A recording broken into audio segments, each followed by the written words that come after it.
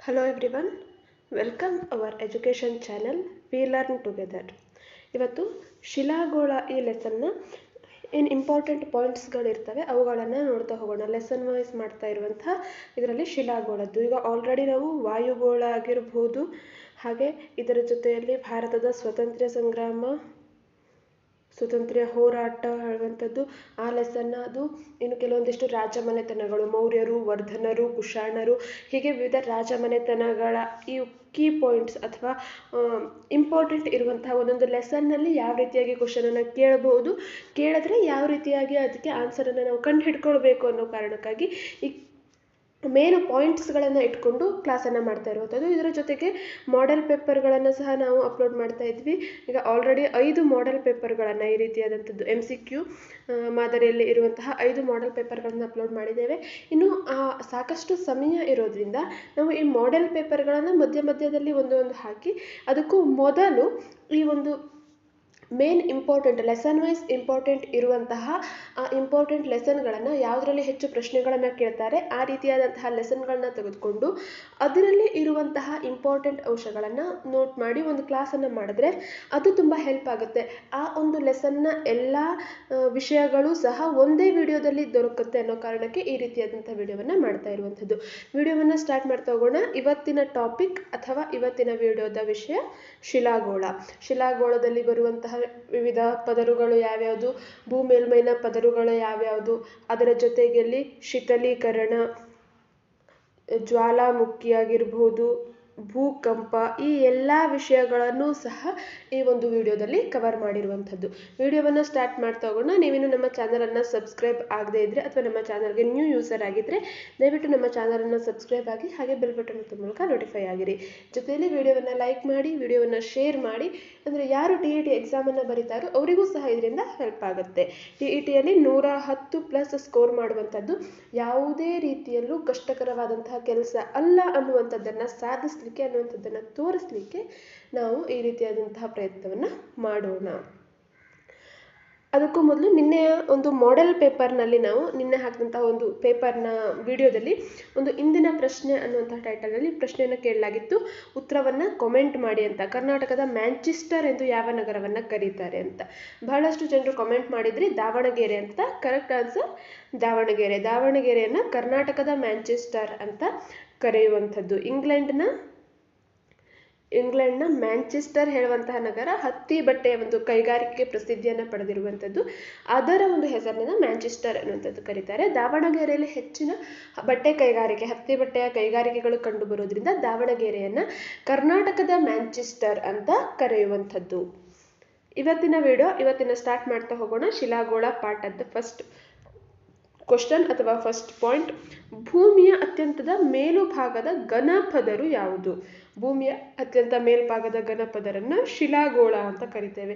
ಶಿಲಾಗೋಳಕ್ಕೆ ಇದು ಡೆಫಿನೇಷನ್ ಸಹ ಹೌದು. ಭೂಮಿಯ ಮೇಲ್ಭಾಗದ ಘನಪದರ. ಭೂಮಿಯ ಆಯಸ್ಸು ಎಷ್ಟು ವರ್ಷಗಳು? ಸರಿಸುಮಾರು 4.6 ದಶಲಕ್ಷ ಕೋಟಿ ವರ್ಷಗಳಷ್ಟು ಭೂಮಿಯ ಆಯಸ್ ಆಲ್ರೆಡಿ ಆಗಿದೆ. ಭೂಮಿ ರಚನೆಯಾಗಿದ್ದು 4.6 ದಶಲಕ್ಷ ಕೋಟಿ ವರ್ಷಗಳಷ್ಟು ಹಿಂದೆ ಭೂಮಿಯ ಒಂದು ಉಗಮ ಆಯಿತು. ಪ್ರತಿ 32 ಮೀಟರ್ ಭೂಮಿ ಕೆಳಕ್ಕೆ ಹೋದಂತೆ ಎಷ್ಟು ಉಷ್ಣಾಂಶ ಜಾಸ್ತಿ ಆಗ್ತದೆ? 1 ಡಿಗ್ರಿ ಸೆಲ್ಸಿಯಸ್. ಭೂಮಿಯ ಆಳಕ್ಕೆ ನಾವೀಗ ಒಂದು ಬಾವಿಯನ್ನು ತೆಗಿತಾ ಇದ್ದೇವೆ ಅಥವಾ ಒಂದು ಹೋಲನ್ನು ಭೂಮಿಯ ಮೇಲೆ ಮಾಡ್ತಾ ಇದ್ದೇವೆ ಅಂದರೆ ಪ್ರತಿ 32 ಮೀಟರ್ ಆಳಕ್ಕೆ ಹೋದಂತೆ ನಮಗೆ 1 ಡಿಗ್ರಿ ಸೆಲ್ಸಿಯಸ್ನಷ್ಟು ಉಷ್ಣಾಂಶ ಏರಿಕೆ ಆಗ್ತಾ ಹೋಗುತ್ತೆ. ಹೀಗಾಗಿ ಭೂಮಿಯ ಅತ್ಯಂತ ಆಳದವರೆಗೆ, ಬಹಳಷ್ಟು ಆಳದವರೆಗೆ ನಾವು ಭೂಮಿಯ ಬಗ್ಗೆ ರಿಸರ್ಚ್ ಮಾಡಲಿಕ್ಕೆ ಸಾಧ್ಯ ಆಗಲಿಲ್ಲ. ಕಾರಣ ಈ ಒಂದು ಉಷ್ಣಾಂಶದ ಏರಿಕೆ. ಇದಕ್ಕೆ ಹೊರತಾಗಿ ನಾವು ಆಲ್ಟರ್ನೇಟಿವ್ ವೇಸ್ಗಳು ಅಂತ ಜ್ವಾಲಾಮುಖಿ ಆಗಿರ್ಬೋದು, ಭೂಕಂಪ ಆಗಿರ್ಬೋದು, ಈ ಎಲ್ಲ ವಿಷಯಗಳನ್ನು ಇಟ್ಕೊಂಡು ಅದರಿಂದ ಬಂದಂತಹ ವಿವಿಧ ವಸ್ತುಗಳನ್ನು ಆಧರಿಸಿ ಭೂಮಿಯ ಅಂತರಾಳದ ಒಂದು ಅಧ್ಯಯನವನ್ನು ಮಾಡುವಂಥದ್ದು. ನೆಕ್ಸ್ಟ್ 4ನೇ ಪ್ರಶ್ನೆ, ಭೂಮಿಯ ಅಂತರಾಳದ 3 ಪದರುಗಳನ್ನು ಹೆಸರಿಸಿ. ಹಾಗಾದರೆ ಭೂಮಿಯ ಅಂತರಾಳದಲ್ಲಿರುವಂತಹ 3 ಪದರುಗಳು ಯಾವ್ಯಾವುದು? ಭೂಚಿಪ್ಪು ಅಥವಾ ಅದನ್ನು ಕ್ರಸ್ಟ್ ಅಂತ ಕರೆಯುವಂಥದ್ದು, ಮ್ಯಾಂಟಲ್ ಹಾಗೆ ಕೇಂದ್ರಗೋಳ. ಕೇಂದ್ರಗೋಳವನ್ನು ಕೋರ್ ಅಂತಲೂ ಸಹ ಕರೀತಾರೆ. ಕ್ರಸ್ಟ್, ಮ್ಯಾಂಟಲ್, ಕೋರ್ ಅಥವಾ ಭೂಚಿಪ್ಪು, ಮ್ಯಾಂಟಲ್, ಕೇಂದ್ರಗೋಳ ಅಂತ ಕರೆಯುವಂಥದ್ದು. ಫಸ್ಟ್ ಭೂಚಿಪ್ಪು ಎಷ್ಟು ಕಿಲೋಮೀಟರ್ ಆಳವಾಗಿದೆ? ಈ ರೀತಿಯಾಗಿ ಭೂಮಿಯ ಒಂದು ಭಾಗವನ್ನು ನಾವು ತೆಗೆದುಕೊಂಡಾಗ ಮೇಲ್ಭಾಗದಲ್ಲಿ ಬರುವಂಥದ್ದು ಭೂಚಿಪ್ಪು. ಈ ನಾವು ಏನು ಇದ್ದೇವೆ ಅದು ಭೂಚಿಪ್ಪು ಅಂತ ಕರೆಯುವಂಥದ್ದು. ಅದರ ಎರಡನೇ ಭಾಗದಲ್ಲಿ ಬರುವಂಥದ್ದು ಮ್ಯಾಂಟಲ್. ಹಾಗೆ ಲಾಸ್ಟ್ ಇರುವಂಥದ್ದು ಕೇಂದ್ರಗೋಳ ಅಥವಾ ಕೋರ್ ಅಂತ ಕರೆಯುವಂಥದ್ದು. ಇಲ್ಲಿ ಭೂಚಿಪ್ಪು ಹೇಳುವಂಥದ್ದು ಎಷ್ಟು ಕಿಲೋಮೀಟರ್ ಆಳಾಗಿದೆ? 60 ಕಿಲೋಮೀಟರ್. ಭೂಭಾಗದಿಂದ 60 ಕಿಲೋಮೀಟರ್, ಭೂಮಿಯ ಮೇಲ್ಭಾಗದಿಂದ 60 ಕಿಲೋಮೀಟರ್ಗಳಷ್ಟು ಆಳ ಆಗಿ ಇರುವಂಥದ್ದು ಭೂಚಿಪ್ಪು. ನೆಕ್ಸ್ಟ್, ಭೂಖಂಡಗಳ ಮೇಲ್ಪದರು ಯಾವುದು? ಸಿಯಾಲ್. ಈ ಭೂಚಿಪ್ಪಿನಲ್ಲೇ 2 ಭಾಗಗಳನ್ನು ನಾವು ನೋಡ್ತೇವೆ. ಭೂಚಿಪ್ಪಿನಲ್ಲಿ 2 ಭಾಗ ಇದೆ. ಒಂದು ಭೂಮಿಯ ಈ ಘನ ಪದರದ ಮೇಲ್ಪದರು, ಮತ್ತೊಂದು ಸಾಗರದ ಮೇಲ್ಪದರು. ಸಾಗರದ ಮೇಲ್ಭಾಗದಲ್ಲಿ ನೀರಿರುತ್ತೆ, ಆದರೆ ಒಂದು ಹಂತ ಕೆಳಗೆ ಹೋದ್ಮೇಲೆ ಅಲ್ಲೂ ಒಂದು ಭೂಭಾಗ ಅನ್ನುವಂಥದ್ದು ಸಿಗುತ್ತೆ. ಅದನ್ನ ಸಾಗರಿಕ ವಲಯದ ಮೇಲ್ಪದರು ಅಂತ ಕರಿತೇವೆ. ಇಲ್ಲಿ ಭೂಖಂಡಗಳ ಮೇಲ್ಪದರು ಅಂದ್ರೆ ಈಗ ನಾವು ಇರುವಂಥದ್ದು ಭೂಮಿಯ ಮೇಲ್ಭಾಗ. ಇದನ್ನ ಏನಂತ ಕರಿತೇವೆ? ಸಿಯಾಲ್ ಅಂತ ಕರೆಯುವಂಥದ್ದು. ಸಿಯಾಲ್. ಯಾಕೆ ಸಿಯಾಲ್ ಅಂತ ಕರಿತೇವೆ? ಇಲ್ಲಿ ಸಿಲಿಕಾ ಮತ್ತು ಅಲ್ಯೂಮಿನಿಯಂಗಳು ಅಧಿಕ ಆಗಿ ಇರೋದ್ರಿಂದ ಅದನ್ನ ಸಿಯಾಲ್ ಅಂತ ಕರೆಯುವಂಥದ್ದು.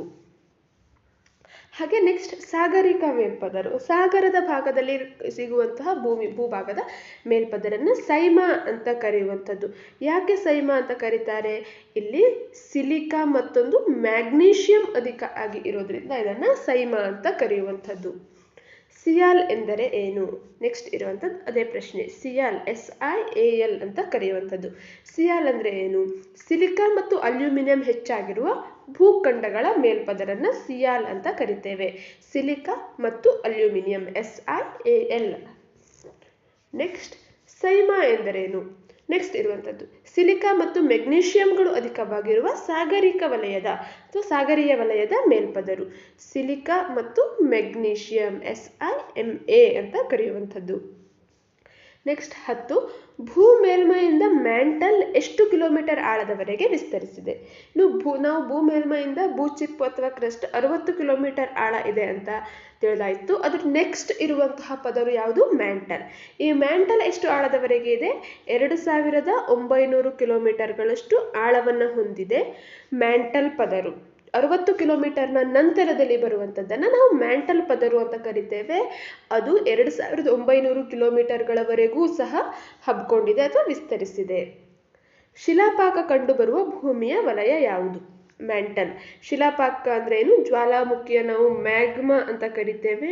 ಅದನ್ನ ಭೂಮಿಯ ಅಂತರಾಳದಲ್ಲಿ ಶಿಲಾಪಾಕ ಅಂತ ಕರೆಯುವಂಥದ್ದು, ಲಾವಾವನ್ನ ಕರೆಯುವಂಥದ್ದು. ಇದನ್ನ ಭೂಮಿಯ ಯಾವ ಭಾಗದಲ್ಲಿ ಕಂಡು ಬರುತ್ತೆ? ಇದು ಭೂಮಿಯ ಮ್ಯಾಂಟಲ್ ಪದರದಲ್ಲಿ ಸುಮಾರು 60 ಕಿಲೋಮೀಟರ್ಗಳಿಗಿಂತಲೂ ಕೆಳಗಿನ ಭಾಗದಲ್ಲಿ ಇದು ಕಂಡು ಬರುತ್ತೆ. ನೆಕ್ಸ್ಟ್, ಮ್ಯಾಂಟಲ್ ವಲಯ ಒಳಗೊಂಡಿರುವ ಖನಿಜ ಯಾವುದು? ಮೆಗ್ನೀಷಿಯಂ ಮತ್ತು ಕಬ್ಬಿಣ. ಹಾಗಾಗಿ ಇದನ್ನ ಮೆಫೆ ಅಂತ ಕೂಡ ಕರೀತಾರೆ. ಮೆಗ್ನೀಷಿಯಂ ಮತ್ತು ಕಬ್ಬಿಣ ಇದನ್ನ ಒಳಗೊಂಡಿರುವಂಥದ್ದು. ನೆಕ್ಸ್ಟ್, ಮ್ಯಾಂಟಲ್ನ ಮೇಲ್ಪದರು ಯಾವುದು? ಈ ಮ್ಯಾಂಟಲ್ ಅನ್ನು ಸಹ ನಾವು 2 ಭಾಗವನ್ನ ಮಾಡ್ತೇವೆ. ಒಟ್ಟಾರೆಯಾಗಿ ಈ ರೀತಿಯಾಗಿ ಭೂಮಿಯ ಒಂದು ಭಾಗವನ್ನ ನಾವು ತೆಗೆದ್ವಿ ಅಂದ್ರೆ ಫಸ್ಟ್ 3 ಮೇಲ್ಭಾಗಗಳನ್ನ ಕಾಣ್ತೇವೆ. ಒಂದು ಭೂಚಿಪ್ಪು ಅಂದ್ರೆ ಕ್ರಸ್ಟ್, ಮ್ಯಾಂಟಲ್, ಕೋರ್. ಈ ಕ್ರಸ್ಟ್ ಅಥವಾ ಭೂಚಿಪ್ಪಿನಲ್ಲಿ 2 ಭಾಗವನ್ನ ನಾವು ನೋಡ್ತೇವೆ. ಭೂಖಂಡಗಳ ಮೇಲ್ಪದರು, ಸಾಗರೀಯ ವಲಯದ ಮೇಲ್ಪದರು ಅಂದ್ರೆ ಸಿಯಾಲ್ ಮತ್ತು ಸೈಮಾ ಹೇಳುವಂಥದ್ದನ್ನ ನೋಡ್ತೇವೆ. ಹಾಗೆ ಮ್ಯಾಂಟಲ್ನಲ್ಲೂ ಸಹ ನಾವು 2 ಭಾಗವನ್ನ ನೋಡ್ಲಿಕ್ಕೆ ಸಿಗುತ್ತೆ. ಯಾವ್ಯಾವುದು? ಎಸ್ತನೋಸ್ಪಿಯರ್. ಇದನ್ನ ಮ್ಯಾಂಟಲ್ನ ಮೇಲ್ಪದರು. ಮ್ಯಾಂಟಲ್ನ 2 ಭಾಗವನ್ನ ಮಾಡಿದಾಗ ಈ ಮ್ಯಾಂಟಲ್ನ ಮೇಲ್ಪದರನ್ನ ಎಸ್ತನೋಸ್ಪಿಯರ್ ಅಂತ ಕರಿತೇವೆ. ಅದೇ ರೀತಿ ಆ ಮ್ಯಾಂಟಲ್ನ ಕೆಳಪದರನ್ನ ಮೆಸೋಸ್ಪಿಯರ್ ಅಂತ ಕರೆಯುವಂಥದ್ದು. ಭೂಚಿಪ್ಪು ಮತ್ತು ಮ್ಯಾಂಟಲ್ ಸಂಧಿಸುವ ವಲಯವನ್ನ ಯಾವುದು? ಭೂಚಿಪ್ಪು ಮತ್ತು ಮ್ಯಾಂಟಲ್ ಇದನ್ನ ಸಂಧಿಸುವ ಅಥವಾ ಭೂಚಿಪ್ಪು ಮತ್ತು ಮ್ಯಾಂಟಲ್ ಎಂದು ಬೇರ್ಪಡಿಸುವಂತಹ ವಲಯ ಯಾವುದು? ಮೆಹರೋವಿಸಿಕ್ ಸೀಮಾ ವಲಯ ಅಂತ ಕರಿತೇವೆ. ಮೆಹರೋವಿಸಿಕ್ ಸೀಮಾ ವಲಯ. ಇದನ್ನ ಹೊರತುಪಡಿಸಿ ನಾವು ಈ ಸಾಗರೀಯ ವಲಯದ ಮೇಲ್ಪದರು, ಭೂಖಂಡಗಳ ಮೇಲ್ಪದರು, ಅವುಗಳನ್ನ ಬೇರ್ಪಡಿಸುವಂಥದ್ದನ್ನ ಕಾರ್ನಾಡ್ ಸೀಮಾ ವಲಯ ಅಂತ ಕರಿತೇವೆ. ಹಾಗೆ ಭೂಚಿಪ್ಪು ಮ್ಯಾಂಟಲ್ ಸಂಧಿಸುವಂಥದ್ದನ್ನ ಮೆಹರೋವಿಸಿಕ್ ಸೀಮಾ ವಲಯ ಅಂತ ಕರಿತೇವೆ. ಹಾಗೆ ಮೆಂಟಲ್ ಮತ್ತು ಕೇಂದ್ರಗೋಳವನ್ನ ಬೇರ್ಪಡಿಸುವಂಥದ್ದನ್ನ ಗುಟೆನ್ಬರ್ಗ್ ಸೀಮಾ ವಲಯ ಅಂತ ಕರಿತೇವೆ. ಈಸಿಯಾಗಿ ಹೇಳ್ಬೇಕಂದ್ರೆ ಈ ರೀತಿಯಾದಂತಹ ಒಂದು ಭೂಭಾಗದಲ್ಲಿ ಇದು 3 ಭಾಗಗಳು. ಈ ಒಂದು ಭಾಗವನ್ನ ನಾವು ಇಲ್ಲಿ ಮ್ಯಾಂಟಲ್ ಇದೆ, ಇಲ್ಲಿ ಕ್ರಸ್ಟ್ ಇದೆ, ಇಲ್ಲಿ ಮ್ಯಾಂಟಲ್ ಇದೆ. ಇವುಗಳ ಬೇರ್ಪಡಿಕೆಯನ್ನು ನಾವು ಏನಂತ ಕರಿತೇವೆ? ಮೊಹೊರೊವಿಸಿಕ್ ಸೀಮಾವಲಯ ಅಂತ ಕರೆಯುವಂಥದ್ದು. ಅದೇ ಈ ಮ್ಯಾಂಟಲ್ ಮತ್ತು ಕೇಂದ್ರಗೋಳವನ್ನು ಬೇರ್ಪಡಿಸುವಂಥದ್ದನ್ನು ಗುಟೆನ್ಬರ್ಗ್ ಸೀಮಾವಲಯ ಅಂತ ಕರಿತೇವೆ. ಇನ್ನೂ ಇಲ್ಲಿ ನಾವು ಈ ಭೂಚಿಪ್ಪಿನಲ್ಲಿ ಮತ್ತೆ 2 ಭಾಗಗಳನ್ನು ನೋಡ್ತೇವೆ, ಸಿಯಾಲ್ ಮತ್ತು ಸೈಮಾ. ಈ ಸಿಯಾಲ್ ಮತ್ತು ಸೈಮಾವನ್ನ ಬೇರ್ಪಡಿಸುವಂಥದ್ದನ್ನ ಕಾರ್ನಾಡ್ ಸೀಮಾವಲಯ ಅಂತ ಕರಿತೇವೆ. ಅದೇ ರೀತಿ ಎಸ್ತನೋಸ್ಪಿಯರ್ ಮೆಸೋಸ್ಪಿಯರ್ನ ಬೇರ್ಪಡಿಸುವಂಥದ್ದನ್ನ ಏನಂತ ಕರಿತೇವೆ? ನಾವು ರೆಪಿಟ್ಟಿ ಸೀಮಾವಲಯ ಅಂತ ಕರಿತೇವೆ. ಹಾಗೆ ಗುಟೆನ್ಬರ್ಗ್ ಆಯಿತು. ಇನ್ನು ಕೇಂದ್ರಗೋಳದಲ್ಲಿ ಮತ್ತೆ 2 ಭಾಗ, ಹೊರ ಕೇಂದ್ರಗೋಳ, ಒಳ ಕೇಂದ್ರಗೋಳ ಅಂತ. ಇದನ್ನ ಬೇರ್ಪಡಿಸುವಂಥದ್ದನ್ನ ಲೆಹಮನ್ ಸೀಮಾವಲಯ ಅಂತ ಕರಿತೇವೆ. ಇದು ಎಡಿಷನಲ್ ಆಗಿ ಇರುವಂಥದ್ದು, ಯಾವುದೇ 8ನೇ ತರಗತಿಯ ಪುಸ್ತಕದಲ್ಲಿಲ್ಲ. ಬಟ್ ಹೈಯರ್ ಕ್ಲಾಸ್ನಲ್ಲಿ, ಈಗ PU ಲೆವೆಲ್, ಈ ಲೆವೆಲಲ್ಲಿ ಹೋದಾಗ ಈ ಕಾರ್ನಾಡ್, ರೆಪಿಟ್ಟಿ, ಲೆಹಮನ್ ಸೀಮಾವಲಯಗಳು ಸಹ ಅಷ್ಟೇ ಇಂಪಾರ್ಟೆಂಟ್ ಆಗುತ್ತೆ. ಇಲ್ಲಿ ಮೇನ್ ಆಗಿ ಮೊಹೊರೊವಿಸಿಕ್ ಮತ್ತು ಗುಟೆನ್ಬರ್ಗ್ ಸೀಮಾವಲಯ ಇಂಪಾರ್ಟೆಂಟ್ ಇದೆ. ನೆಕ್ಸ್ಟ್, ಕೇಂದ್ರಗೋಳ ಭೂ ಮೇಲ್ಮೈಯಿಂದ ಎಷ್ಟು ಕಿಲೋಮೀಟರ್ ಆಳದವರೆಗೆ ಇದೆ? 60 ಕಿಲೋಮೀಟರ್ ಆಳದವರೆಗೆ ಕ್ರಸ್ಟ್ ಇದೆ. 2900 ಕಿಲೋಮೀಟರ್ ಆಳದವರೆಗೆ ಮ್ಯಾಂಟಲ್ ಇದೆ. ಇನ್ನು ಕೇಂದ್ರಗೋಳ ಇರುವಂಥದ್ದು 6371 ಕಿಲೋಮೀಟರ್ ಆಳದವರೆಗೆ ಇರುವಂಥದ್ದು. ನೆಕ್ಸ್ಟ್, ಕೇಂದ್ರಗೋಳದಲ್ಲಿರುವ ಮುಖ್ಯ ವಸ್ತುಗಳು ಯಾವುದು? ನಿಕ್ಕಲ್ ಮತ್ತು ಕಬ್ಬಿಣ ಇದರಲ್ಲಿ ಹೆಚ್ಚಾಗಿ ಕಂಡುಬರುವಂಥದ್ದು. ಕೇಂದ್ರಗೋಳವನ್ನು ಸಾಂಕೇತಿಕವಾಗಿ ಹೀಗೆಂದು ಕರೆಯುತ್ತಾರೆ, ನಿಫೆ ಅಂತ ಯಾಕೆ ಕರೀತಾರೆ ಅಂತಂದ್ರೆ ನಿಕ್ಕಲ್ ಮತ್ತು ಫೆರಸ್ ಅಥವಾ ಕಬ್ಬಿಣ ಹೆಚ್ಚಾಗಿ ಇರೋದ್ರಿಂದ ಇದನ್ನ ನಿಫೆ ಅಂತ ಕರೆಯುವಂಥದ್ದು. ನೆಕ್ಸ್ಟ್, ಪ್ರಪಂಚದ ಅತಿ ಆಳವಾದ ಗಣಿ ಯಾವುದು? ರಷ್ಯಾದ ಅಕೋಲೋ ಪರ್ಯಾಯ ದ್ವೀಪದಲ್ಲಿರುವಂತಹ ಒಂದು ಗಣಿ ಪ್ರಪಂಚದ ಅತ್ಯಂತ ಆಳವಾದಂತಹ ಗಣಿಯಾಗಿದೆ. ನೆಕ್ಸ್ಟ್, ಕರ್ನಾಟಕದ ಅತಿ ಆಳದ ಗಣಿ ಯಾವುದು? KGFನ ಚಾಂಪಿಯನ್ ರೀಫ್, ಚಿನ್ನವನ್ನ ಒಂದು ಗಣಿ ಇರುವಂಥದ್ದು KGFನ ಈ ಚಾಂಪಿಯನ್ ರೀಫ್ ಇದು ಕರ್ನಾಟಕದ ಅತ್ಯಂತ ಆಳವಾದ ಗಣಿಯಾಗಿದೆ. ಇಗ್ನಿಯಸ್ ಯಾವ ಭಾಷೆಯ ಪದದಿಂದ ಬಂದಿದೆ? ಲ್ಯಾಟಿನ್ ಭಾಷೆಯ ಇಗ್ನಿಸ್ ಅಥವಾ ಸಂಸ್ಕೃತದ ಅಗ್ನಿ ಹೇಳುವಂತಹ ಪದದಿಂದ ಬಂದಿರುವಂಥದ್ದು. ಇಗ್ನಿಯಸ್ ಪ್ರಾಥಮಿಕ ಶಿಲೆಯನ್ನ ಅಗ್ನಿಶಿಲೆ ಅಂತ ಕರೆಯುವಂಥದ್ದು. ಈ ಅಗ್ನಿಶಿಲೆಯನ್ನ ಇಂಗ್ಲಿಷ್ನಲ್ಲಿ ಇಗ್ನಿಯಸ್ ರಾಕ್ಸ್ ಅಂತ ಕರೀತಾರೆ. ಈ ಇಗ್ನಿಯಸ್ ಹೇಳುವಂತಹ ಪದ ಎಲ್ಲಿಂದ ಬಂತು ಅನ್ನೋದನ್ನ ನೋಡಿದ್ರೆ ಇದು ಲ್ಯಾಟಿನ್ ಭಾಷೆ ಅಥವಾ ಸಂಸ್ಕೃತ, ಯಾವುದೇ ಒಂದು ಭಾಷೆಯನ್ನು ತಗೊಂಡ್ರು ಲ್ಯಾಟಿನ್ ಭಾಷೆಯ ಇಗ್ನಿಸ್ ಹೇಳುವಂತಹ ಪದದಿಂದ ಬಂದಿರಬಹುದು ಅಥವಾ ಸಂಸ್ಕೃತದ ಅಗ್ನಿ ಹೇಳುವಂತಹ ಪದದಿಂದ ಬಂದಿರಬಹುದು.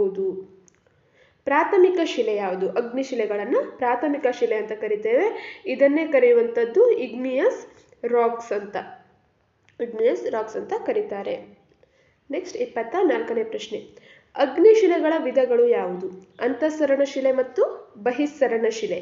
ಇದು ಅಗ್ನಿಶಿಲೆಯಲ್ಲಿ 2 ವಿಧಗಳನ್ನು ನಾವು ಶಿಲೆಯನ್ನ ಅಗ್ನಿಶಿಲೆ ಅಂತ ಕರಿತೇವೆ, ಕಣಶಿಲೆ ಅಂತ ಕರಿತೇವೆ, ಮತ್ತೆ ರೂಪಾಂತರ ಶಿಲೆಯನ್ನ 3 ಪ್ರಮುಖ ವಿಧಗಳನ್ನಾಗಿ ಮಾಡ್ತೇವೆ. ಇದರಲ್ಲಿ ಈ ಅಗ್ನಿಶಿಲೆಯಲ್ಲಿ ಅಂತಃಸರಣ ಮತ್ತು ಬಹಿಸ್ಸರಣ ಶಿಲೆಗಳು ಪ್ರಮುಖ ಆಗಿದ್ದಾವೆ. ಅಂತಃಸರಣ ಶಿಲೆ ಎಂದರೇನು? ಹಾಗಿದ್ರೆ ಅಂತಃಸರಣ ಶಿಲೆಗೆ ಒಂದು ಡೆಫಿನೇಷನ್ ಇರಬೇಕಾಯ್ತು. ಏನು? ಶಿಲಾಪಾಕ ಅಥವಾ ಮ್ಯಾಗ್ಮಾ ಭೂ ಮೇಲ್ಮೈಯನ್ನ ತಲುಪುವ ಮೊದಲೇ ತಂಪಾಗಿ ಘನೀಭವಿಸಿ ಉಂಟಾಗುವಂತಹ ಶಿಲೆಗಳು. ಈಗ ಶಿಲೆಗಳ ಪ್ರಮುಖ ಕರ್ತೃ ಉಂಟಾಗುವಂಥದ್ದು ಯಾವುದರಿಂದ? ಜ್ವಾಲಾಮುಖಿಯಿಂದ ಅನ್ನುವಂಥದ್ದು ಗೊತ್ತಾಯಿತು. ಈ ಜ್ವಾಲಾಮುಖಿಯ ಮೂಲ ವಸ್ತುವಾದಂತಹ ಶಿಲಾಪಾಕ ಅಥವಾ ಮ್ಯಾಗ್ಮಾ ಭೂಮಿಯ ಮೇಲ್ಭಾಗವನ್ನು ತಲುಪುವುದಕ್ಕಿಂತ ಮೊದಲೇ ಭೂಮಿಯ ಆಳದಲ್ಲೇ ತಂಪಾಗಿ ಘನೀಭವಿಸಿ ಏನಾದರೂ ಶಿಲೆಗಳು ರಚನೆ ಆದವು ಅಂದರೆ ಅದನ್ನು ಅಂತಃಸರಣ ಶಿಲೆ ಅಂತ ಕರೆಯುವಂಥದ್ದು. ಈ ಅಂತಃಸರಣ ಶಿಲೆಗೆ ಉದಾಹರಣೆ ಯಾವುದು ಅನ್ನುವಂಥದ್ದನ್ನು ಆಪ್ಷನ್ ಕೊಡ್ಬೋದು, ಅಥವಾ ಎಕ್ಸಾಂಪಲ್ನ ಕೊಟ್ಟು ಇದು ಯಾವ ಶಿಲೆಯ ಉದಾಹರಣೆ ಅಂತಲೂ ಕೇಳ್ಬೋದು. ಗ್ರಾನೈಟ್, ಡಯೋರೈಟ್, ಗ್ಯಾಬ್ರೋ ಇವೆಲ್ಲವೂ ಸಹ ಅಂತಃಸರಣ ಶಿಲೆಗೆ ಉದಾಹರಣೆಗಳಾಗಿದೆ. ನೆಕ್ಸ್ಟ್, ಮ್ಯಾಗ್ಮಾ ಎಂದರೇನು? ಮ್ಯಾಗ್ಮಾ ಅಂತ ಯಾವುದನ್ನು ಕರೀತಾರೆ? ಭೂಮಿಯ ಒಳಭಾಗದಲ್ಲಿರುವ ದ್ರವ ಅಥವಾ ಅರೆ ದ್ರವದ ರೂಪದಲ್ಲಿರುವಂತಹ ಶಿಲಾವಸ್ತುಗಳು. ಜ್ವಾಲಾಮುಖಿಯ ಮೂಲಕ ಬರುವಂತಹ ಜ್ವಾಲಾಮುಖಿ ತರುವಂತಹ ಒಂದು ಮ್ಯಾಗ್ಮಾ ಅಂತ ಏನಂತ ಕರಿತೇವೆ, ಅದನ್ನು ಭೂಮಿಯ ಒಳಭಾಗದಲ್ಲಿ ಇದ್ದಾಗ ದ್ರವ ಅಥವಾ ಅರೆ ದ್ರವ ರೂಪದಲ್ಲಿರುವಂತಹ ಶಿಲಾವಸ್ತುಗಳನ್ನ ಇನ್ನು ಬಹಿಸ್ಸರಣ ಶಿಲೆ ಅಂದರೆ ಏನು? ಶಿಲಾಪಾಕವು ಹೊರಹೊಮ್ಮಿ ಕ್ರಮೇಣ ಭೂ ಮೇಲ್ಮೈಯಲ್ಲಿ ತಂಪಾಗಿ ಉತ್ಪತ್ತಿಯಾಗುವಂತಹ ಶಿಲೆಗಳು. ಅಂದರೆ ಏನಿಲ್ಲಿ ಭೂಮಿಯ ಅಂತರಾಳದಲ್ಲಿದ್ದ ಜ್ವಾಲಾಮುಖಿಯ ಶಿಲಾಪಾಕ ಒಳಭಾಗದಲ್ಲಿ ತಂಪಾಗದೆ ಭೂಮಿಯ ಮೇಲ್ಭಾಗಕ್ಕೆ ಬಂದು ಇಲ್ಲಿನ ವಾತಾವರಣಕ್ಕೆ ಸೇರಿಕೊಂಡು ಶಿಲಾಪಾಕಗಳಾಗಿ ರಚನೆಯಾಗುವಂಥದ್ದನ್ನು ಬಹಿಸ್ಸರಣ ಶಿಲೆ ಅಂತ ಕರಿತೇವೆ. ಬಹಿಸ್ಸರಣ ಶಿಲೆಗಳು ಸಣ್ಣ ಹರಳುಗಳಿಂದ ಕೂಡಿದ್ದು ಗಾಜಿನಂತೆ ನಯ ಆಗಿರಲಿಕ್ಕೆ ಕಾರಣ ಏನು? ಒಂದು ಅಂಶವನ್ನು ನಾವು ತಿಳ್ಕೋಬೇಕು. ಬಹಿಸ್ಸರಣ ಶಿಲೆ ಹೇಗಿರುತ್ತೆ? ಸಣ್ಣ ಸಣ್ಣ ಹರಳುಗಳಿಂದ ಕೂಡಿರುತ್ತೆ, ಅದರ ಜೊತೆಯಲ್ಲಿ ಗಾಜಿನಂತೆ ನಯವಾಗಿರುತ್ತೆ. ಕಾರಣ ಏನಂದ್ರೆ ಲಾವಾ ರಸ ಭೂಮಿಯ ಮೇಲೆ ಬಹುಬೇಗ ತಂಪಾಗಿ ಘನೀಭವಿಸಿ ಶಿಲೆಗಳಾಗುತ್ತೆ. ಭೂ ಮೇಲ್ಭಾಗಕ್ಕೆ ಬಂದ ಮೇಲೆ ಇಲ್ಲಿನ ವಾತಾವರಣಕ್ಕೆ ಸೇರಿಕೊಂಡು ಲಾವಾರಸ ಏನಿದೆ ಅದು ಅತ್ಯಂತ ಬೇಗವಾಗಿ ತಂಪಾಗಿ ಘನೀಭವಗೊಳ್ಳುತ್ತೆ. ಹಾಗಾಗಿ ಈ ಬಹಿಸ್ಸರಣ ಶಿಲೆ ಹೇಳುವಂಥದ್ದು ಸಣ್ಣ ಹರಳುಗಳಿಂದ ಕೂಡಿರುತ್ತೆ, ಗಾಜಿನಂತೆ ನಯವಾಗಿರುತ್ತೆ. ಬಸಾಲ್ಟ್ ಆಂಡಸೈಟ್ ಯಾವ ಶಿಲೆಗೆ ಉದಾಹರಣೆ? ಇದು ಬಹಿಸ್ಸರಣ ಶಿಲೆಗೆ ಉದಾಹರಣೆಯಾಗಿದೆ. ಬಸಾಲ್ಟ್ ಮತ್ತು ಆಂಡಸೈಟ್ ಶಿಲೆಗಳು. ಸೆಡಿಮೆಂಟಮ್ ಪದದ ಅರ್ಥ ಏನು? ಸೆಡಿಮೆಂಟಮ್ ಪದದ ಅರ್ಥ ತಳ ಸೇರುವಿಕೆ. ಇದಾದ್ಮೇಲೆ ಎರಡನೇ ಶಿಲೆ ಬರುತ್ತೆ, ಯಾವುದದು? ಕಣಶಿಲೆ ಅಥವಾ ದ್ವಿತೀಯ ಶಿಲೆ ಅಂತ ಕರಿತೇವೆ. ಇದನ್ನ ಸೆಡಿಮೆಂಟಮ್ ಅಂತ ಕರೀತಾರೆ ಇಂಗ್ಲಿಷ್ ಭಾಷೆಯಲ್ಲಿ. ಸೆಡಿಮೆಂಟಮ್ ಪದದ ಅರ್ಥ ಏನು? ತಳ ಸೇರುವಿಕೆ ಅಂತ. ಪದರು ಶಿಲೆಗಳನ್ನು ಯಾವ ಶಿಲೆಗಳೆಂದು ಕರೆಯುತ್ತಾರೆ? ಕಣಶಿಲೆ. ಅಗ್ನಿಶಿಲೆ ಆದ್ಮೇಲೆ ನೆಕ್ಸ್ಟ್ ಪದರು ಶಿಲೆ ಅಂತ ಕರೆಯುವಂಥದ್ದು ಕಣಶಿಲೆ ಅಂತಲೂ ಸಹ ಅದನ್ನು ಕರೀತಾರೆ. ಜಲಶಿಲೆಗಳು ಯಾವುದು? ಜಲಶಿಲೆ ಅಂತ ಕರೆಯುವಂಥದ್ದು ಸಹ ಕಣಶಿಲೆಯನ್ನ. ಕಣಶಿಲೆ ಅಂದ್ರೂ ಒಂದೇ, ಪದರು ಶಿಲೆ ಅಂದರೂ ಸಹ ಒಂದೇ, ಹಾಗೆ ಜಲಶಿಲೆ ಅಂದ್ರೂ ಸಹ ಒಂದೇ, ಸೆಡಿಮೆಂಟಮ್ ಅಂದ್ರೂ ಸಹ ಒಂದೇ. ಕಣಶಿಲೆಯನ್ನು ಜಲಶಿಲೆ ಎಂದು ಕರೀಲಿಕ್ಕೆ ಕಾರಣ ಏನು? ಕಣಶಿಲೆ ಅಂತ ಯಾಕೆ ಕರೀತಾರೆ? ಕಣಶಿಲೆಗಳು ಸಾಮಾನ್ಯವಾಗಿ ಸಮುದ್ರ, ಸಾಗರ ಮೊದಲಾದ ಜಲರಾಶಿಗಳಲ್ಲಿ ಸಂಚಯಿತವಾಗಿ ನಿರ್ಮಿತವಾಗೋದ್ರಿಂದ ಈ ಏನು ಪ್ರಾಥಮಿಕ ಶಿಲೆಯಾದಂತಹ ಅಗ್ನಿಶಿಲೆಗಳನ್ನ ನದಿಗಳು ಹರಿದು ಹೋಗುವ ಸಂದರ್ಭದಲ್ಲಿ ಸವೆಸಿಕೊಂಡು ಸಾಗ್ತವೆ. ಹೀಗೆ ಸಾಗಿಸಿದಂತಹ ಶಿಲೆಗಳು ಸಾಮಾನ್ಯವಾಗಿ ಸಮುದ್ರ ಅಥವಾ ಸಾಗರದ ಭಾಗದ ಅಥವಾ ಕೆಲವೊಂದಿಷ್ಟು ಜಲರಾಶಿಗಳಲ್ಲಿ ಸಂಚಯಿತವಾಗಿ ನಿರ್ಮಾಣ ಆಗೋದ್ರಿಂದ ಇದನ್ನ ಜಲಶಿಲೆ ಅಂತ ಕರಿತೇವೆ. ಅಂದ್ರೆ ಸೆಡಿಮೆಂಟಮ್ ಅಥವಾ ಕಣಶಿಲೆಯ ನಿರ್ಮಾಣದಲ್ಲಿ ನೀರು ಪ್ರಮುಖ ಪಾತ್ರವನ್ನ ವಹಿಸುತ್ತೆ. ಕಣಶಿಲೆಯ ವಿಧಗಳು ಯಾವ್ಯಾವುದು? ಭೌತಿಕ ಕ್ರಿಯೆಯಿಂದಾದ ಕಣಶಿಲೆ ಮತ್ತು ರಾಸಾಯನಿಕ ಕ್ರಿಯೆಯಿಂದಾದಂತಹ ಕಣಶಿಲೆ ಹೇಳುವಂತಹ ಎರಡು ವಿಧ. ನಾವು ಅಗ್ನಿಶಿಲೆಯಲ್ಲಿ ಅಂತಃಸರಣ ಶಿಲೆ, ಬಹಿಸ್ಸರಣ ಶಿಲೆ ಹೇಳುವಂತಹ ಎರಡು ವಿಧವನ್ನು ನೋಡಿದ್ವಿ. ಕಣಶಿಲೆಯಲ್ಲಿ ಭೌತಿಕ ಕ್ರಿಯೆಯಿಂದಾದ ಕಣಶಿಲೆ ಮತ್ತು ರಾಸಾಯನಿಕ ಕ್ರಿಯೆಯಿಂದಾದ ಕಣಶಿಲೆ. ಮರಳುಗಲ್ಲು ಮತ್ತು ಜೇಡಿ ಶಿಲೆ ಯಾವ ವಿಧದ ಕಣಶಿಲೆಗೆ ಉದಾಹರಣೆ? ಇದು ಭೌತಿಕ ಕ್ರಿಯೆಯಿಂದಾದಂತಹ ಕಣಶಿಲೆಗೆ ಉದಾಹರಣೆಗಳಾಗಿದೆ. ರಾಸಾಯನಿಕ ಕ್ರಿಯೆಯಿಂದಾದ ಕಣಶಿಲೆಗೆ ಉದಾಹರಣೆ ಯಾವ್ಯಾವುದಂದ್ರೆ ಕಲ್ಲುಪ್ಪು ಮತ್ತು ಜಿಪ್ಸಮ್. ಇದು ರಾಸಾಯನಿಕ ಕ್ರಿಯೆಯಿಂದಾದಂತಹ ಕಣಶಿಲೆಗೆ ಉದಾಹರಣೆಗಳಾಗಿದೆ. ಸುಣ್ಣದ ಕಲ್ಲು ಮತ್ತು ಕಲ್ಲಿದ್ದಲು ಯಾವ ವಿಧದ ಕಣಶಿಲೆಗೆ ಉದಾಹರಣೆ? ಜೈವಿಕ ಕ್ರಿಯೆಯಿಂದಾದಂತಹ ಕಣಶಿಲೆಗೆ ಉದಾಹರಣೆಗಳು ಆಗಿದ್ದಾವೆ. ನೆಕ್ಸ್ಟ್, ರೂಪಾಂತರ ಶಿಲೆಗಳು ಹೇಗೆ ರೂಪುಗೊಳ್ಳುತ್ತವೆ? ಪ್ರಾಥಮಿಕ ಶಿಲೆ ಆಯಿತು, ಕಣಶಿಲೆ ಆಯಿತು, ಮೂರನೇ ಇರುವಂಥದ್ದು ರೂಪಾಂತರ ಶಿಲೆ. ಈ ರೂಪಾಂತರ ಶಿಲೆಗಳು ಹೇಗೆ ರೂಪುಗೊಳ್ಳುತ್ತವೆ?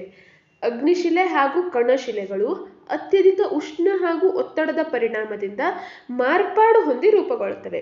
ಒಂದು ಅಗ್ನಿಶಿಲೆ ಆಗಿರಬೇಕು ಅಥವಾ ಕಣಶಿಲೆ ಆಗಿರಬೇಕು. ಈ ಎರಡೂ ಶಿಲೆಗಳು ಅಧಿಕ ಉಷ್ಣಾಂಶ ಹಾಗೂ ಒತ್ತಡದ ಪರಿಣಾಮವಾಗಿ ಭೂಮಿಯ ಅಂತರಾಳದಲ್ಲಿ ಅಧಿಕ ಉಷ್ಣಾಂಶ ಮತ್ತು ಒತ್ತಡದ ಪರಿಣಾಮವಾಗಿ ಈ ಒಂದು ರೂಪಾಂತರ ಶಿಲೆಗಳಾಗಿ ಮಾರ್ಪಾಡು ಹೊಂದುತ್ತವೆ. ಅದರ ಹೆಸರೇ ಹೇಳುತ್ತೆ ರೂಪಾಂತರ ಶಿಲೆ. ಪ್ರಾಥಮಿಕವಾಗಿ ಇದ್ದಂತಹ ಶಿಲೆಗಳು ಬದಲಾಗುವಂಥದ್ದು. ನೆಕ್ಸ್ಟ್, ವಜ್ರ, ರೂಬಿ, ಎಮರಾಲ್ಡ್ ಯಾವ ಶಿಲೆಗೆ ಉದಾಹರಣೆಯಾಗಿದೆ?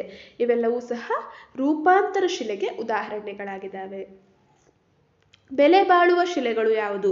ರೂಪಾಂತರ ಶಿಲೆಗಳು ಬೆಲೆ ಬಾಳುವ ಶಿಲೆಗಳಾಗಿರ್ತವೆ. ಭೂಮಿಯ ಅಂತರಾಳದಲ್ಲಿ ಎಷ್ಟೋ ಕೋಟಿ ವರ್ಷಗಳ ಕಾಲ ಒತ್ತಡ ಮತ್ತು ಉಷ್ಣಕ್ಕೆ ಒಳಗಾಗಿ ಅಗ್ನಿಶಿಲೆ ಮತ್ತು ಕಣಶಿಲೆಗಳು ಈ ಬೆಲೆ ಬಾಳುವ ರೂಪಾಂತರ ಶಿಲೆಗಳಾಗಿ ಪರಿವರ್ತನೆ ಹೊಂದಿರ್ತವೆ.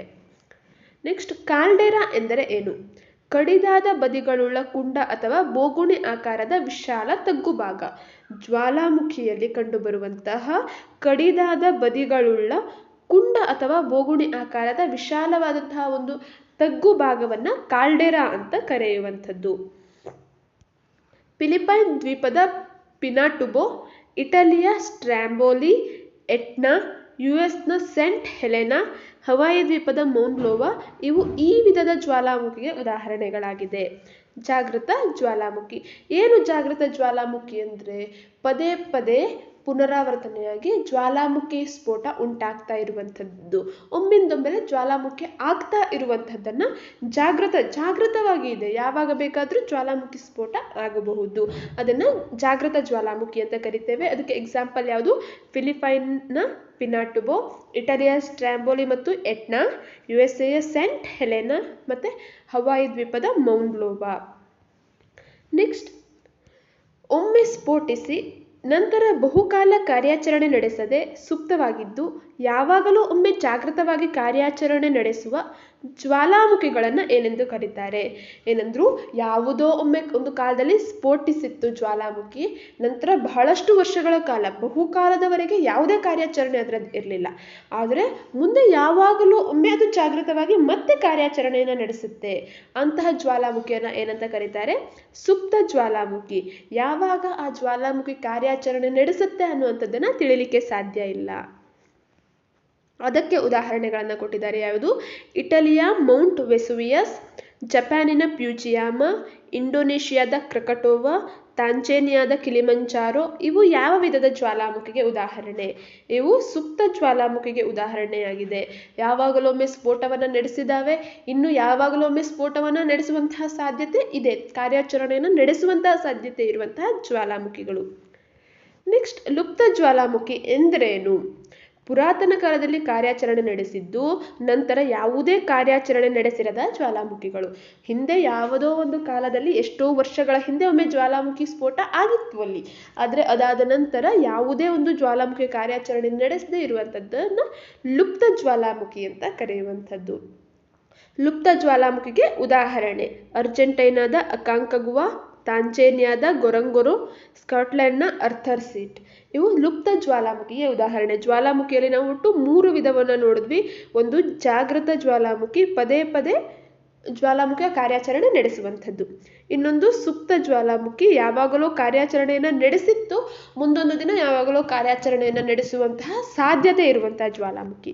ಮತ್ತೊಂದು ಲುಪ್ತ ಜ್ವಾಲಾಮುಖಿ, ಪುರಾತನ ಒಂದು ಕಾಲದಲ್ಲಿ ಜ್ವಾಲಾಮುಖಿ ತನ್ನ ಕಾರ್ಯಾಚರಣೆಯನ್ನು ಮಾಡಿ ನಂತರ ಯಾವುದೇ ಕಾರ್ಯಾಚರಣೆಯನ್ನು ಮಾಡಿರದ ಜ್ವಾಲಾಮುಖಿಗಳು. ನೆಕ್ಸ್ಟ್, ಭೂಕಂಪನ ಉಂಟಾಗುವ ಸ್ಥಳ ಯಾವುದು? ಭೂಕವಚ ಅಥವಾ ಮ್ಯಾಂಟಲ್ನ ಪದರದೊಳಗೆ. ಈ ಭೂಮಿಯ ಪದರಗಳನ್ನು ನಾವೇನು ನೋಡಿದ್ವಿ, ಭೂ ಮೇಲ್ಭಾಗದಿಂದ 2900 ಕಿಲೋಮೀಟರ್ಗಳ ಒಳಗೆ ಈ ಭೂಕಂಪನ ತನ್ನ ಕಾರ್ಯಾಚರಣೆಯನ್ನು ನಡೆಸುತ್ತೆ. ನೆಕ್ಸ್ಟ್, ಜಪಾನ್ ದೇಶದವರು ಪೂಜಿಸುವ ಜ್ವಾಲಾಮುಖಿ ಯಾವುದು? ಮೌಂಟ್ ಫ್ಯೂಜಿಯಾಮಾ. ಈ ಜ್ವಾಲಾಮುಖಿಯನ್ನು ಜಪಾನ್ ದೇಶವರು ಪೂಜಿಸ್ತಾರೆ. ಇದೊಂದು ಸುಪ್ತ ಜ್ವಾಲಾಮುಖಿಯಾಗಿದೆ. ಸುಪ್ತ ಜ್ವಾಲಾಮುಖಿಗೆ ಉದಾಹರಣೆ ಮೌಂಟ್ ಫ್ಯೂಜಿಯಾಮಾ ಹೇಳುವಂಥದ್ದು. ಇದನ್ನು ದೇವರೆಂದು ಜಪಾನಿಯರು ಪೂಜೆ ಮಾಡ್ತಾರೆ. ನೆಕ್ಸ್ಟ್, ಇಂಡೋನೇಷಿಯಾದ ಕ್ರಕೋಟೋವಾದಲ್ಲಿ ಭೂಕಂಪನ ಉಂಟಾಗಲು ಕಾರಣ ಜ್ವಾಲಾಮುಖಿ ಸ್ಫೋಟದಿಂದ. ಜ್ವಾಲಾಮುಖಿ ಸ್ಫೋಟ ಉಂಟಾಗೋದ್ರಿಂದ ಇಂಡೋನೇಷಿಯಾದಲ್ಲಿ ಭೂಕಂಪನ ಹೆಚ್ಚಾಗಿ ಕಂಡುಬರುತ್ತೆ, ಇಂಡೋನೇಷಿಯಾದ ಕ್ರಕಟೋವಾದಲ್ಲಿ. ನೆಕ್ಸ್ಟ್, ಮಹಾರಾಷ್ಟ್ರದ ಕೊಯ್ನಾ ಮತ್ತು USA ಹೂವರ್ ಅಣೆಕಟ್ಟು ಯಾವ ವಿನಾಶಕ್ಕೆ ಕಾರಣ ಆಗಿದೆ? ಭೂಕಂಪನದ ವಿನಾಶಕ್ಕೆ ಕಾರಣ ಆಗಿರುವಂಥದ್ದು. ಭೂಕಂಪದ ಉಗಮ ಸ್ಥಾನ ಯಾವುದು? ಭೂಕಂಪನ ನಾಭಿ. ಭೂಕಂಪ ಸ್ಟಾರ್ಟ್ ಆಗುವಂತಹ, ಪ್ರಾರಂಭ ಆಗುವಂತಹ ಮೂಲವನ್ನು ಭೂಕಂಪನ ನಾಭಿ ಅಂತ ಕರೆಯುವಂಥದ್ದು. ಭೂಕಂಪನದ ವೈಜ್ಞಾನಿಕ ಅಧ್ಯಯನವನ್ನು ಏನೆಂದು ಕರೆಯುತ್ತಾರೆ? ಭೂಕಂಪನದ ವೈಜ್ಞಾನಿಕ ಅಧ್ಯಯನವನ್ನು ಭೂಕಂಪನ ಶಾಸ್ತ್ರ ಅಂತ ಕನ್ನಡದಲ್ಲಿ ಕರೆದ್ರೆ ಸಿಸ್ಮೋಲಜಿ ಅಂತ ಇಂಗ್ಲಿಷ್ನಲ್ಲಿ ಕರೆಯುವಂಥದ್ದು. ಸಿಸ್ಮೋಲಜಿ ಅಂತ ಕರೀತಾರೆ. ನೆಕ್ಸ್ಟ್, ಭೂಕಂಪನ ಉಂಟಾಗಲು ಕಾರಣಗಳೇನು? ಭೂಫಲಕಗಳ ಚಲನೆ ಪ್ರಾಥಮಿಕ ಪ್ರಮುಖ ಕಾರಣ. ಭೂಕಂಪನ ಉಂಟಾಗಲಿಕ್ಕೆ ಭೂಫಲಕಗಳ ಚಲನೆ. ಭೂಮಿಯ ಅಂತರಾಳದ ಶಿಲೆಗಳೇನಿರ್ತವೆ ಅವು ಭೂಫಲಕಗಳ ರೀತಿಯಲ್ಲಿ ರಚನೆಯನ್ನು ಹೊಂದಿರ್ತವೆ. ಈ ಭೂಫಲಕಗಳು ಚಲಿಸೋದ್ರಿಂದ, ಅದು ಆ ಭಾಗ ಮತ್ತು ಈ ಭಾಗ ಚಲನೆ ಉಂಟಾಗೋದ್ರಿಂದ ಭೂಕಂಪನ ಉಂಟಾಗುತ್ತೆ. ಸ್ತರಭಂಗ, ಜ್ವಾಲಾಮುಖಿ ಸ್ಫೋಟ, ಹಾಗೆ ಇತರ ಮಾನವ ನಿರ್ಮಿತ ಕಾರಣಗಳು. ಈಗ ಎಕ್ಸಾಂಪಲ್ ಹೇಳಿದಾಗೆ ಮಹಾರಾಷ್ಟ್ರದ ಕೊಯ್ನಾ ಅಣೆಕಟ್ಟು, ಹಾಗೆ USA ಹೂವರ್ ಅಣೆಕಟ್ಟುಗಳ ನಿರ್ಮಾಣದಿಂದ ಒಂದು ಭೂಕಂಪ ಉಂಟಾಯಿತು. ಇವು ಮಾನವ ನಿರ್ಮಿತ ಕಾರಣಗಳು. ಅಲೆಗಳಾಗಿರ್ತವೆ. ನೀಳ ಅಲೆಗಳು ಯಾವುದರ ಮೂಲಕ ಚಲಿಸುತ್ತವೆ? ಘನ, ದ್ರವ, ಅನಿಲ ಮೂರೂ ವಸ್ತುಗಳ ಮೂಲಕ ನೀಳ ಅಲೆಗಳು ಚಲಿಸುತ್ತವೆ. ಅಡ್ಡ ಅಲೆಗಳು ಯಾವುದರ ಮೂಲಕ ಚಲಿಸಲಾರವು? ದ್ವಿತೀಯ ಅಲೆಗಳನ್ನು ಅಡ್ಡ ಅಲೆಗಳು ಅಂತ ಕರೀತಾರೆ. ಈ ಅಡ್ಡ ಅಲೆಗಳು ದ್ರವ ವಸ್ತುಗಳ ಮೂಲಕ ಅವು ಚಲಿಸಲಾರವು. ದ್ರವ ವಸ್ತುಗಳ ಮೂಲಕ ಚಲಿಸಲಿಕ್ಕೆ ಸಾಧ್ಯ ಇಲ್ಲ. ನೆಕ್ಸ್ಟ್, ಉದ್ದ ಹಾನಿಕಾರಕ ನಿಧಾನಗತಿಯ ಅಲೆಗಳು ಮೇಲ್ಮೈ ಅಲೆಗಳು. ಈ ಪ್ರಾಥಮಿಕ ಅಲೆಗಳು ಅಥವಾ ನೀಳ ಅಲೆಗಳು ಅಂತ ಏನು ಕರಿತೇವೆ, ಅವು ಹಾಗೂ ದ್ವಿತೀಯ ಅಲೆಗಳು ಅಷ್ಟೊಂದು ಹಾನಿಕಾರಕ ಆಗಿರೋದಿಲ್ಲ ಕಂಪೇರ್ ಮಾಡಿದ್ರೆ ಈ ಮೇಲ್ಮೈ ಅಲೆಗಳಿಗೆ. ಈ ಮೇಲ್ಮೈ ಅಲೆಗಳು ಉದ್ದ ಅಲೆಗಳು ಅಂತ ಕರಿತೇವೆ, ನಿಧಾನಗತಿಯಲ್ಲಿ ಚಲಿಸುವಂತಹ ಅಲೆಗಳಾಗಿವೆ, ಹಾಗೆ ಅತ್ಯಂತ ಹಾನಿಕಾರಕ ಅಲೆಗಳಾಗಿದ್ದಾವೆ. ಭೂಕಂಪನದ ತೀವ್ರತೆಯನ್ನು ಯಾವ ಮಾಪಕದಿಂದ ಅಥವಾ ಮಾಪನದಿಂದ ಅಳಿತಾರೆ?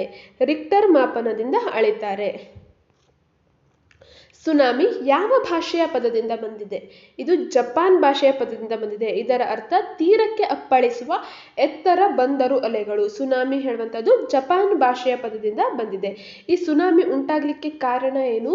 ಸಮುದ್ರ ಅಥವಾ ಸಾಗರದ ಆಳದಲ್ಲಿ ಅಡಿಭಾಗದಲ್ಲಿ ಉಂಟಾಗುವಂತಹ ಭೂಕಂಪನದ ಕಾರಣದಿಂದಾಗಿ ಸುನಾಮಿಗಳು ಉಂಟಾಗುತ್ತೆ. ಭೂಮಿಯ ಅಥವಾ ಸಾಗರದ ಆಳದಲ್ಲಿ ಉಂಟಾಗುವಂತಹ ಭೂಕಂಪನದ ಕಾರಣದಿಂದಾಗಿ. ನೆಕ್ಸ್ಟ್, ಶಿಥಲೀಕರಣ ಎಂದರೇನು? ಶಿಥಲೀಕರಣ ಎಂದರೆ ಶಿಲೆಗಳು ಒಡೆದು ಚೂರಾಗುವ ಮತ್ತು ಕ್ಷೀಣಿಸುವ ಸ್ವಾಭಾವಿಕ ಪ್ರಕ್ರಿಯೆ. ಶಿಲೆಗಳು ಅಗ್ನಿಶಿಲೆ ಆಗಿರ್ಬೋದು, ಕರ್ಣಶಿಲೆ ಆಗಿರ್ಬೋದು, ರೂಪಾಂತರ ಶಿಲೆ ಆಗಿರ್ಬೋದು, ಯಾವುದೇ ಶಿಲೆಗಳು ಒಡೆದು ಚೂರಾಗಿ ಕ್ಷೀಣಿಸುವಂತಹ ಒಂದು ಪ್ರಕ್ರಿಯೆಯನ್ನು ಶಿಥಲೀಕರಣ ಅಂತ ಕರಿತೇವೆ. ಕಬ್ಬಿಣವು ಕಬ್ಬಿಣದ ಆಕ್ಸೈಡ್ ಆಗುವ ಪರಿವರ್ತನೆಯನ್ನು ಯಾವ ರಾಸಾಯನಿಕ ಶಿಥಲೀಕರಣ ಆಗಿದೆ? ಆಮ್ಲಜನಕ ಸಂಯೋಜನೆ. ಕಬ್ಬಿಣವು ಕಬ್ಬಿಣದ ಆಕ್ಸೈಡ್ ಆಗುತ್ತೆ. ಕಬ್ಬಿಣವನ್ನು ಗಾಳಿಯಲ್ಲಿ ತೆರೆದಿಟ್ಟಾಗ ಅದು ಆಕ್ಸಿಜನ್ ಜೊತೆ ವರ್ತನೆಯನ್ನ ಮಾಡಿ ಕಬ್ಬಿಣದ ಆಕ್ಸೈಡ್ ಆಗುತ್ತೆ. ಹಾಗೆ ನೆಕ್ಸ್ಟ್, ಕ್ಯಾಲ್ಸಿಯಂ ಕಾರ್ಬೋನೇಟ್. ಇದು ಕ್ಯಾಲ್ಸಿಯಂ ಬೈಕಾರ್ಬೋನೇಟ್ ಆಗುವ ಇದು ಯಾವ ವಿಧದ ರಾಸಾಯನಿಕ ಶೀತಲೀಕರಣ? ಇಂಗಾಲ ಸಂಯೋಜನೆಯಿಂದ ಕ್ಯಾಲ್ಸಿಯಂ ಇರುವಂಥದ್ದು ಕ್ಯಾಲ್ಸಿಯಂ ಬೈಕಾರ್ಬೋನೇಟ್. ಕ್ಯಾಲ್ಸಿಯಂ ಕಾರ್ಬೋನೇಟ್ ಇರುವಂಥದ್ದು ಕ್ಯಾಲ್ಸಿಯಂ ಬೈಕಾರ್ಬೋನೇಟ್ ಆಗುತ್ತೆ. ನೆಕ್ಸ್ಟ್, ಜಿಪ್ಸಮ್, ಉಪ್ಪು, ಫಾಸ್ಫೇಟ್ ಇವುಗಳ ಶೀತಲೀಕರಣ ಆಗುವುದನ್ನು ದ್ರಾವಣೀಕರಣ ಅಂತ ಕರೆಯುವಂಥದ್ದು. ಒಂದು ನದಿ ಇನ್ನೊಂದು ನದಿಯನ್ನು ಸೇರುವ ಸ್ಥಳವನ್ನ ಸಂಗಮ ಅಂತ ಕರಿತೇವೆ. ಒಂದು ಮುಖ್ಯ ನದಿ ಇನ್ನೊಂದು ನದಿಯನ್ನ ಸೇರುವಂತಹ ಒಂದು ಪ್ರದೇಶವನ್ನ ಸಂಗಮ ಅಂತ ಕರಿತೇವೆ. ಫಾರ್ ಎಕ್ಸಾಂಪಲ್, ನಾವು ಕೂಡಲ ಸಂಗಮ ಅಲ್ಲಿ ನದಿಗಳು ಸೇರುವಂತಹ ಜಾಗಗಳಾಗಿದ್ದಾವೆ. ನೆಕ್ಸ್ಟ್, ನದಿಯ ಮೇಲ್ಕಣಿವೆ ಪಾತ್ರದ ಭೂಸ್ವರೂಪ ಬಹಳಷ್ಟು ಇಂಪಾರ್ಟೆಂಟ್ ಇರುವಂಥದ್ದು. ಈ ಶೀತಲೀಕರಣದ ಕರ್ತೃಗಳು ಯಾವ್ಯಾವ್ದಿದ್ದಾವೆ, ಅವುಗಳ ಭೂಸ್ವರೂಪ, ಅವು ಯಾವ ರೀತಿಯ ಸ್ವರೂಪವನ್ನ ಮಾಡ್ತವೆ ಅನ್ನುವಂಥದ್ದು. ನದಿಯ ಮೇಲ್ಕಣಿವೆ, ಈ ನದಿಯಲ್ಲಿ ಮಾತ್ರ ಮೇಲ್ಕಣಿವೆ ಪಾತ್ರ, ಮಧ್ಯ ಕಣಿವೆ ಪಾತ್ರ ಹಾಗೆ ಕೆಳ ಕಣಿವೆ ಪಾತ್ರ ಅಂತ 3 ಭಾಗಗಳಿದ್ದಾವೆ. 3ಕ್ಕೂ ಪ್ರತ್ಯೇಕವಾದಂತಹ ಭೂಸ್ವರೂಪಗಳು ಇದ್ದಾವೆ. ಇಲ್ಲಿ ಕೇಳಿರುವಂಥದ್ದು ಮೇಲ್ಕಣಿವೆ ಪಾತ್ರದ ಭೂಸ್ವರೂಪ. ಆಳವಾದ ಕಂದರ, ಮಹಾಕಂದರ, ವಿ ಆಕಾರದ ಕಣಿವೆ, ಜಲಪಾತ ಮತ್ತು ಕುಂಭಕುಳಿ ಇವು ನದಿಯ ಮೇಲ್ಕಣಿವೆ ಪಾತ್ರದಿಂದ ಉಂಟಾಗುವಂತಹ ಭೂಸ್ವರೂಪಗಳು. ನೆಕ್ಸ್ಟ್, ನದಿಯ ಸಾಗಾಣಿಕಾ ಕಾರ್ಯದ ಭೂಸ್ವರೂಪ. ಪ್ರಾರಂಭದ ಮೇಲ್ಕಣಿವೆ ಪಾತ್ರದಲ್ಲಿ ನದಿ ಮಾಡುವಂತಹದ್ದು ಸವೆತ ಕಾರ್ಯವನ್ನ ಮಾಡುತ್ತೆ. 2ನೇ ಹಂತದಲ್ಲಿ ಸವೆಸಿರುವಂಥದ್ದನ್ನ ಸಾಗಣೆ ಮಾಡುವಂತಹ ಕಾರ್ಯ. ಅಂದ್ರೆ ಮೇಲ್ಕಣಿವೆ ಪಾತ್ರ ಮಧ್ಯ ಕಣಿವೆ ಪಾತ್ರಕ್ಕೆ ಬಂತು. ಈ ಮಧ್ಯ ಕಣಿವೆ ಪಾತ್ರದಲ್ಲಿ ನದಿ ಸಾಗಾಣಿಕಾ ಕಾರ್ಯ ಪ್ರಮುಖ ಆಗಿರುತ್ತೆ. ಅದರ ಭೂಸ್ವರೂಪಗಳು ಯಾವುದು? ಮೆಕ್ಕಲು ಬೀಸಣಿಕೆ ಮತ್ತು ನದಿ ತಿರುವುಗಳು ಸಾಗಾಣಿಕಾ ಕಾರ್ಯದ ಭೂಸ್ವರೂಪಗಳು. ಹಾಗೆ ನದಿಯ ಕೆಳಕಣಿವೆ ಪಾತ್ರದ ಭೂಸ್ವರೂಪ. ಈ ಕೆಳಕಣಿವೆ ಪಾತ್ರದ ಕಾರ್ಯ ಏನು? ಸಂಚಯನವನ್ನ ಮಾಡುವಂಥದ್ದು, ತಂದಿರುವಂಥದ್ದನ್ನ ಒಂದು ಕಡೆ ಸೇರಿಸುವಂಥದ್ದು. ಇಲ್ಲಿ ಯಾವ ಭೂಸ್ವರೂಪ ಉಂಟಾಗುತ್ತೆ? ಪ್ರವಾಹ ಮೈದಾನ, ಸ್ವಾಭಾವಿಕ ದಡಕಟ್ಟೆ, ಶೃಂಗ ಸರೋವರ, ಮುಖಜ ಭೂಮಿ ಇವೆಲ್ಲವೂ ಕೆಳಕಣಿವೆ ಪಾತ್ರದ ಭೂಸ್ವರೂಪಗಳು. ನೆಕ್ಸ್ಟ್, ನದಿಯ ಆವರ್ತನ ಎಂದರೇನು? ನದಿಯ ಸವೆತ, ಸಾಗಾಣಿಕೆ ಮತ್ತು ಸಂಚಯನ ಕಾರ್ಯವನ್ನ ಒಟ್ಟಾಗಿ ನದಿಯ ಆವರ್ತನ ಅಂತ ಕರಿತೇವೆ. ಅಂದ್ರೆ ನದಿಯ ಮೇಲ್ಕಣಿವೆ ಪಾತ್ರ, ಮಧ್ಯ ಕಣಿವೆ ಪಾತ್ರ ಮತ್ತು ಕೆಳಕಣಿವೆ ಪಾತ್ರದ ಒಟ್ಟು ಕಾರ್ಯವನ್ನ ನದಿಯ ಆವರ್ತನ ಅಂತ ಕರೆಯುವಂಥದ್ದು. ನೆಕ್ಸ್ಟ್, ನದಿ ಸಮುದ್ರ ಸೇರುವ ಪ್ರದೇಶವನ್ನ ಏನೆಂದು ಕರೆಯುತ್ತಾರೆ? ನದಿ ಮುಖ ಅಂತ ಕರೀತಾರೆ. ನದಿ ಎಲ್ಲಿ ಹೋಗಿ ಸಮುದ್ರವನ್ನ ಸೇರುತ್ತೋ ಆ ಭಾಗವನ್ನ. ಹಿಮನದಿಯ 2 ವಿಧಗಳು ಯಾವುದು? ಖಂಡಾಂತರ ಹಿಮನದಿ ಮತ್ತು ಪರ್ವತ ಹಿಮನದಿ. ಇದು ಹಿಮನದಿಯ 2 ಪ್ರಮುಖ ವಿಧಗಳು. ಗ್ರೀನ್ಲ್ಯಾಂಡ್ ಮತ್ತು ಅಂಟಾರ್ಟಿಕಾದಲ್ಲಿ ಕಂಡುಬರುವ ಹಿಮನದಿ ಯಾವುದು? ಖಂಡಾಂತರ ಹಿಮನದಿ. ಇವು ಧ್ರುವದ ಭಾಗದಲ್ಲಿ ಹೆಚ್ಚಾಗಿರೋದ್ರಿಂದ ಆ ಭಾಗದಲ್ಲಿ ಸೂರ್ಯನ ಕಿರಣಗಳು ಅಷ್ಟಾಗಿ ಬೀಳೋದಿಲ್ಲ, ಶೀತವು ಹೆಚ್ಚಾಗಿರುತ್ತೆ.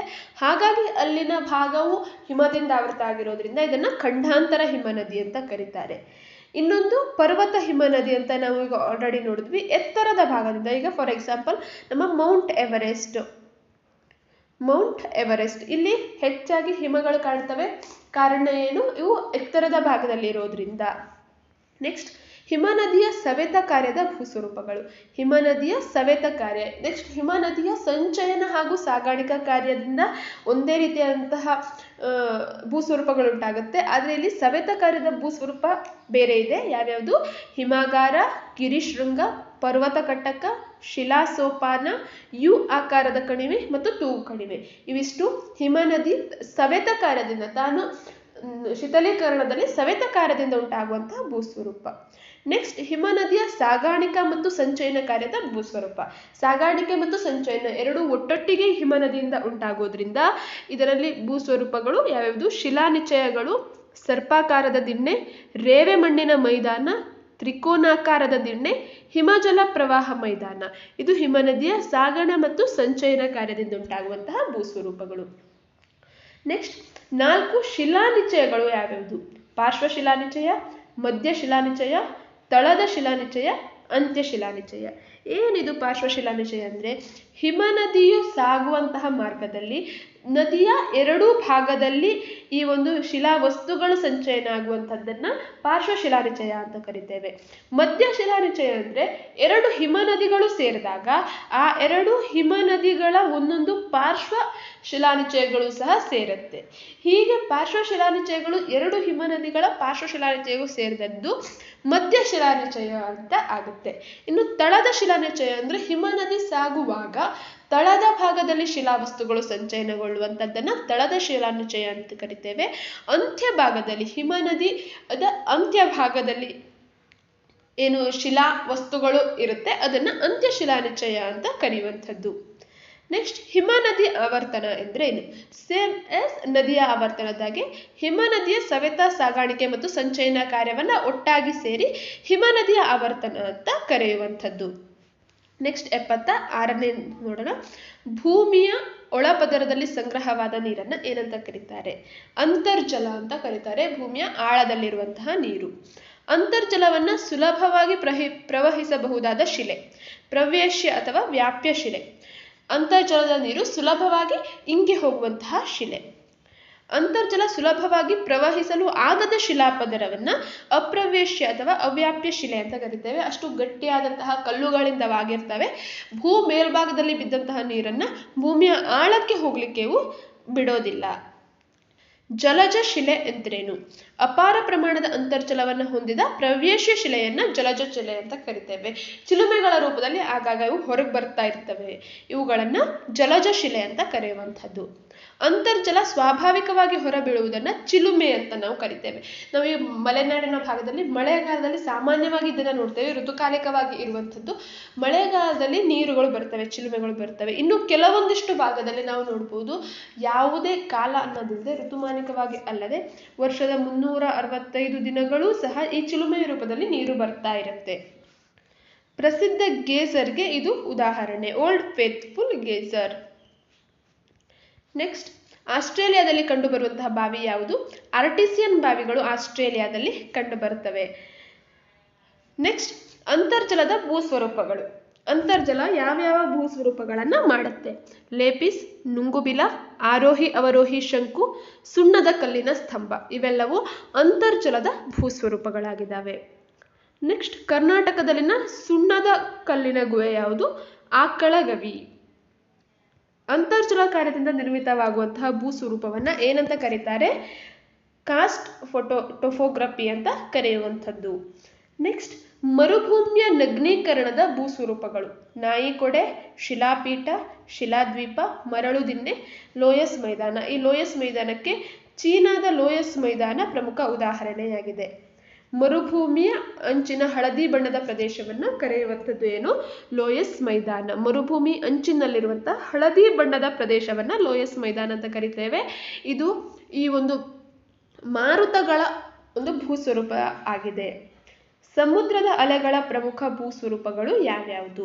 ಶಿಲಾಪ್ರಪಾತ, ಸಮುದ್ರ ಗುಹೆ, ಸಮುದ್ರ ಬಿಡಿಬಂಡೆ, ಸಮುದ್ರ ಕಮಾನು, ಭೂಶಿರ, ಮರಳು ಅಡ್ಡಗಟ್ಟುಗಳು, ಮರಳು ದಂಡೆಗಳು, ಲಗೂನ್ ಸರೋವರ.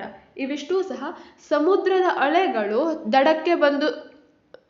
ಅಲೆಗಳು ದಡಕ್ಕೆ ಬಂದು ಬಡಿಯೋದ್ರಿಂದ ಆಗುವಂತಹ ಕೆಲವೊಂದಿಷ್ಟು ಭೂಸ್ವರೂಪಗಳು. ಅಲ್ಲಿ ಶಿಥಲೀಕರಣ ಉಂಟಾಗುತ್ತೆ, ಶಿಲೆಗಳ ಸವೆತ ಉಂಟಾಗುತ್ತೆ, ಅದರಿಂದ ಆಗುವಂತಹ ಭೂಸ್ವರೂಪಗಳು ಇವಾಗಿದ್ದಾವೆ.